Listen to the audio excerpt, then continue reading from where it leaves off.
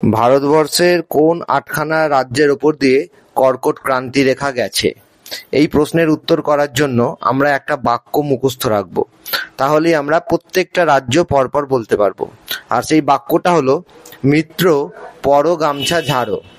এই ক্ষেত্রে দেখো, এই যে বাক্যটা বললাম, এই বাক্যের যে শব্দগুলো ব্যবহৃত হয়েছে, সেই শব্দগুলোর প্রত্যেকটার প্রথম অক্ষরগুলো নিলে আমরা রাজ্যের নামগুলো পেয়ে যাব। যেমন মিত্র, এখানে মি মানে হচ্ছে মিজোরাম, তয় রফালা দিয়ে হবে ত্রিপুরা।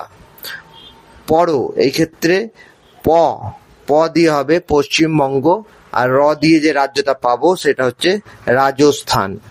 গামছা, এই ক্ষেত্রে গ দিয়ে যে রাজ্যটা পাবো আমরা সেটা হচ্ছে গুজরাট।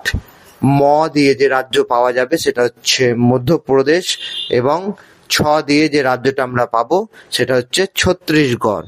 আর একদম শেষে যে শব্দটা আছে ঝাড় মানে যে রাজ্যটা পাবো এখান থেকে আমরা, সেটা হলো ঝাড়খণ্ড। অর্থাৎ যে রাজ্যগুলোর নাম আমরা পরপর পেলাম, যাদের উপর দিয়ে কর্কট ক্রান্তি রেখা গেছে, সেই রাজ্যগুলো হলো মিজোরাম, ত্রিপুরা, পশ্চিমবঙ্গ, রাজস্থান, গুজরাট, মধ্যপ্রদেশ, ছত্তিশগড় এবং ঝাড়খণ্ড।